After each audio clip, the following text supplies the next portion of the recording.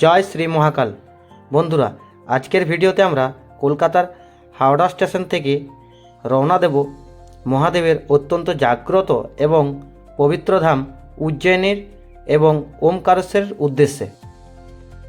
কিভাবে যাবেন, কোথায় থাকবেন, মহাকালের মন্দিরে ভস্ম আরতি বুকিং কিভাবে করবেন এবং মাত্র 3 দিনে কিভাবে পুরো উজ্জয়ন ও ওমকারেশ্বর ঘুরবেন তার কমপ্লিট ট্যুর গাইড পাবেন এই ভিডিওতে।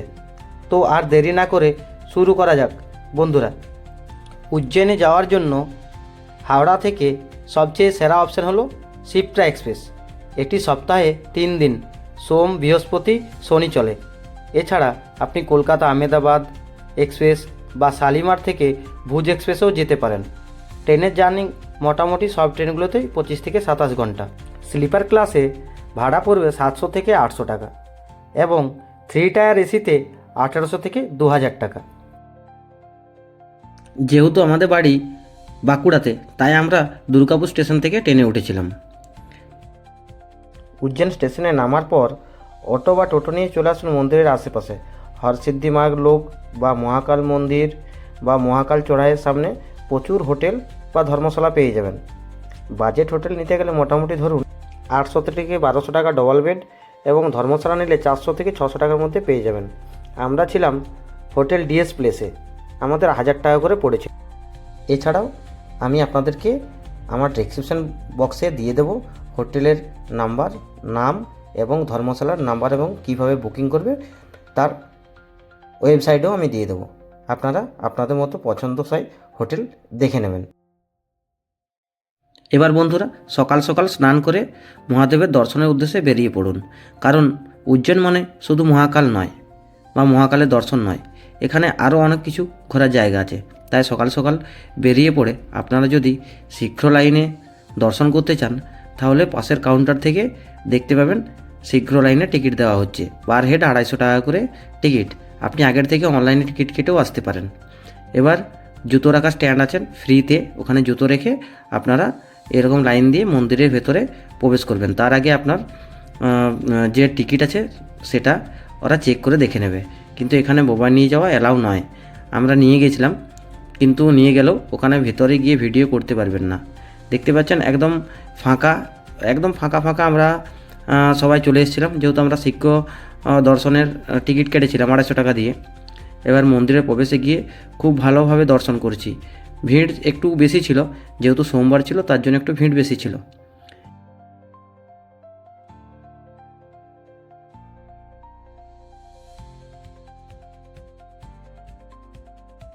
এবার মহাকাল দর্শন হয়ে যাওয়ার পরে বাইরে আবার প্রচুর মন্দির আছে, সেগুলো ভালোভাবে দর্শন করে নেওয়ার পরে আপনারা সোজা মহাকালের মন্দিরের বাইরে চলে আসুন। সেখানে প্রচুর অটোরিকশা, ই রিক্সা পেয়ে যাবেন। ওখান থেকে আবার যে বাকি সাইড সিনগুলো আছে সেগুলো করতে পারবেন। এবার বলা যাক বাইরে বেরিয়ে আপনারা কি কি সাইড সিন করবেন আর কোথা থেকে অটো নেবেন বা অটো বা টোটোর ভাড়া কত, টোটাল সব কিছু জানিয়ে দিচ্ছি আপনাদেরকে। আমরা বাইরে বেরিয়ে একটা অটো নিয়েছিলাম। এখান থেকে আমাদেরকে পার হেড আমাদের 150 টাকা করে পড়েছিল। বাচ্চাদের 10 বছরের নিচে বাচ্চাদের কোনো ভাড়া লাগেনি।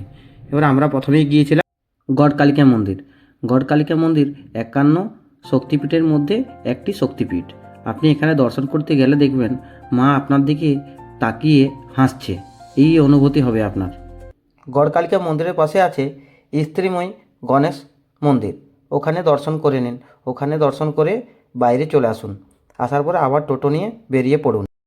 আমরা এবার কাল ভৈরবের উদ্দেশ্যে রওনা হচ্ছি। আর আমরা যে পথ দিয়ে যাচ্ছি সেটা হলো কুম্ভ এরিয়ার পথ। এখানে মহাকুম্ভ বসে, কুম্ভ মেলা এখানে শুরু হবে, তার জন্য আগের থেকে প্রস্তুতি নেওয়া হচ্ছে। 2028 সালে সম্ভবত কুম্ভ হবে এখানে। এবার কাল ভৈরব আপনারা দর্শন করতে এসেছেন। কাল ভৈরবের প্রসাদ হলো মদ। কাল ভৈরব নিজেই মদ খায় এবং ওনার প্রসাদ হচ্ছে মদেই। কিন্তু আপনারা যদি মদ দিয়ে পুজো দিতে চান কাল ভৈরবে, তাহলে আপনারা বাইরের থেকে মদ কিন্তু কিনে আনবেন। উজ্জয়ন শহরে মদ পাওয়া যায় না, কি আমরাও পাইনি। সবাই হাতে করে মদ দিয়ে পুজো দিয়েছে, কিন্তু আমরা দিতে পারিনি। আপনাদেরকে চেষ্টা করেছি ভিডিওর মাধ্যমে কাল ভৈরবের দর্শন করাতে, যদিও এখানে ভিডিও করতে দিচ্ছিল না, তবুও করেছি নুকিয়ে নুকিয়ে। এখানে আমরা পুজো দিয়ে চলে যাব এবার মঙ্গলনাথ মন্দিরের উদ্দেশ্যে। মঙ্গলনাথ মন্দির, এখানে মঙ্গল মহারাজ বিরাজ করেন। এখানে ওনার যে বাহন হলো সেটা হচ্ছে ভেড়া, ঠিক আছে। এরপরে আপনারা এখানে এসে যাগযজ্ঞ করাতে পারেন, মানে যাদের মাঙ্গলিক দোষ আছে এখানে যজ্ঞ করালে নাকি মাঙ্গলিক দোষ কেটে যায়।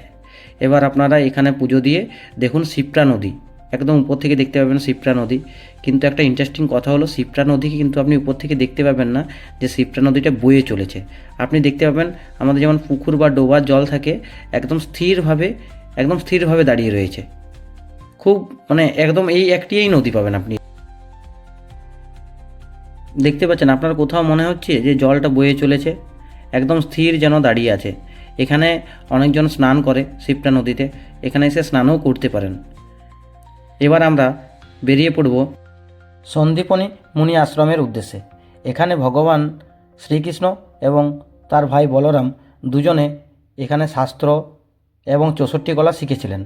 এখানে এসে আপনারা দেখতে পাবেন তার একটি কাঁচের ঘরের মাধ্যমে একদম খোদাই করা আছে কি ভগবান শ্রীকৃষ্ণ এবং তাদের যেসব গুরুরা তাদেরকে শিক্ষা দিয়েছে, সেই সব শিক্ষার প্রতিটি জিনিস আপনি এখানে দেখতে পাবেন।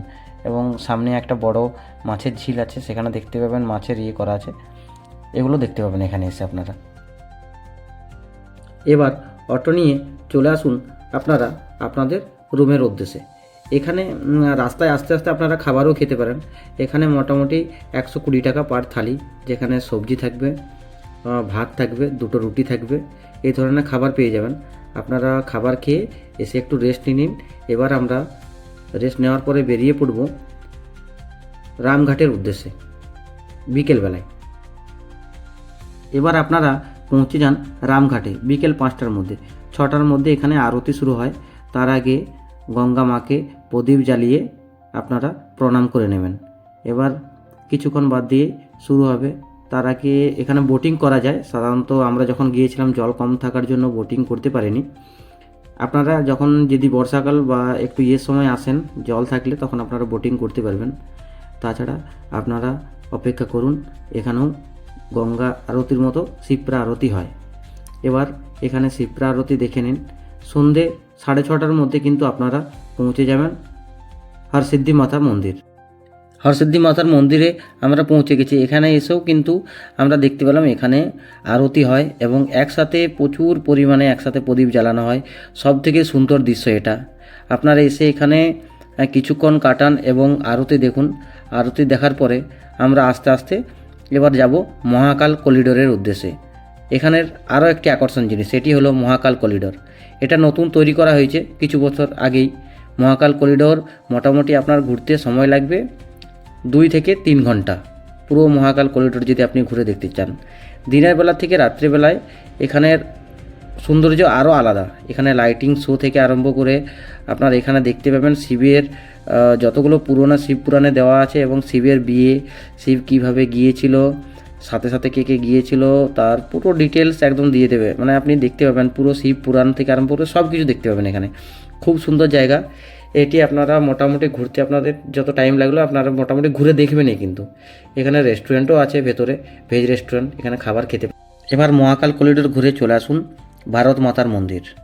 এখানে ভারত মাতার মন্দির আছে। এখানে তার সামনে দেখতে পাবেন কোন কোন জ্যোতির্লিঙ্গ কোথায় আছে, কতগুলি শিব আছে, সমস্ত কিছু একটা এগুলো সামনে রাখা আছে। খুব সুন্দর জায়গাটা। এখানে ঘুরে নিয়ে আপনারা চলে আসুন রুমে চলে আসার পরে এবার হচ্ছে আপনার ভস্ম আরতি, যেটি হলো উজ্জয়নের প্রধান আকর্ষণ, যেটা দেখার জন্য দেশ বিদেশ থেকে সবাই আসে।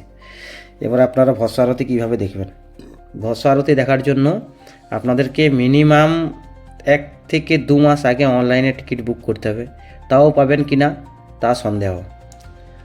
তাছাড়াও এখানে আপনি টাকা দিয়ে বলতে কি মানে অনেকটাই বেশি টাকা। যেখানে আপনি অনলাইনে 250 টাকা, এখানে মোটামুটি আমরা নিয়েছিলাম 2100 টাকা করে পার হেড। 10 বছরের বাচ্চার জন্য কোনো টিকিট লাগেনি। এবার আপনাদের যদি অনলাইনে টিকিট করা থাকে তাহলে ভারত মাতা মন্দিরের সামনে গেট দিয়ে আপনারা প্রবেশ করবেন। মোটামুটি এখানে 8 থেকে 10 জায়গায় চেকিং হয়। চেকিং করার পরেই কিন্তু আপনাকে ভেতরে প্রবেশ করতে দেওয়া হবে, যেখানে ভস্ম আরতি হয় তার সেখানে। এবার মোবাইল নিয়ে যেতে পারেন। মোবাইল নির্দিষ্ট একটা জায়গায় পর্যন্ত নিয়ে যেতে পারবেন, তার বেশি নিয়ে যাওয়ার কোনো অধিকার নেই। বা কিছু লোক নিয়ে গেছিলো, মনে হয় তারা ভিভিআইপি, সেই সব ব্যক্তিদের জন্য আমাদের ইন্ডিয়াতে তো আলাদা একটা রুলস আছেই, তাদের জন্য সব কিছুই আলাদা হয়ে যায়। সেই ক্ষেত্রে আমরা তো সাধারণ মানুষ, আমাদের হবে না। তো আপনারা মোবাইল নিয়ে যাবেন। আপনাদের যদি অনলাইন টিকিট থাকে মোবাইলে, সেটা একটা জায়গা আছে যেখানে মোবাইল রাখার কাউন্টার, সেখানে রেখে দিয়ে আপনাদেরকে যেতে হবে। এটা মোবাইল রাখার লাস্ট কাউন্টার। আর আমার মনে হয় এটাই একমাত্র জায়গা যেখানে আপনাকে মোবাইল সাইলেন্ট করে রাখা যাবে না, রিং যেন হয় মোবাইলে, সেই অবস্থাতেই আপনাকে রাখতে হবে। এবার ভোর 5টা থেকে 6টার মধ্যে আরতি শেষ হয়ে যায়। আরতি শেষ করে আপনারা রুমে ফিরে এসে তার আগের দিনে রাত্রেবেলা আপনারা যদি শেয়ার গাড়িতে যেতে চান, মহাকাল চৌরাহের সামনে থেকে আপনারা শেয়ার গাড়ি করে নিতে পারেন। বা আপনারা যদি পার্সোনাল গাড়ি বুক করেন, হোটেলের লোককে বলে দিলে ওনারাই আপনাকে ব্যবস্থা করে দেবে। এবং আমাদের 3600 টাকা বলেছিল, আমাদের 3200 টাকা নিয়েছিল, সেইভাবেই রেট থাকে ওদের ওখানে। বর্ষারতি দেখে মোটামুটি আমরা 8:30টার মধ্যে বেরিয়ে গেছিলাম ওমকারেশ্বর উদ্দেশ্যে। যেহেতু আপনারা ওমকারেশ্বর যাচ্ছেন, ওখান থেকে কলকাতা ফেরার ট্রেন পেয়ে যাবেন। সেই ক্ষেত্রে আপনারা ওখানে হোটেল ছেড়ে দেবেন, কারণ আপনাদের একদিনের হোটেলের খরচাটা বেঁচে যাবে। এবার গাড়ি যদি আপনারা নিয়ে যান তো তার মধ্যে লাগেজ নিয়ে যেতে পারছেন। আর আপনারা যদি বাসে যান, বাসের যারা আছে তাদের সাথে কথা বলে আপনাদের লাগেজের ব্যবস্থা করে নেবেন। ওমকারেশ্বরে কিন্তু প্রচুর ভিড় হয়। যদি আপনারা জেনারেল লাইনে দাঁড়ান, মোটামুটি আপনাদের দর্শন করতে টাইম লাগবে 5 থেকে 6 ঘন্টা। এবং আপনারা যদি ভিআইপি দর্শন করেন, মোটামুটি 1 থেকে 1.5 ঘন্টা এখানে সময় লাগে। তো আপনারা যে ব্রিজটা শুরু হচ্ছে তার আগেই দেখবেন বাঁদিকে টিকিট কাউন্টার আছে, সেখানে পার হেড 300 টাকা করে আপনাদের টিকিট নেবে। টিকিট নিয়ে আপনারা শীঘ্র দর্শনের লাইনে যেতে পারেন। শীঘ্র দর্শনে গেলে একটু তাড়াতাড়ি আপনাদের হয়ে যাবে। ওমকারেশ্বর দর্শন করার পরে এখানে বোটিং হয়, আপনারা বোটিংও করতে পারেন। পার হেড 100 টাকা করে নেয় বোটিং, আপনারা বোটিং করে ফিরে আসুন। তাহলে আর দেরি কেন, ব্যাগ গুছিয়ে বেরিয়ে পড়ুন মহাকালের দর্শনে। ভিডিওটি ভালো লাগলে লাইক করুন, আর এই রকম ট্রাভেল গাইড পেতে আমার চ্যানেলটাকে সাবস্ক্রাইব করুন। দেখা হচ্ছে পরের ভিডিওতে। জয় মহাকাল বন্ধুরা।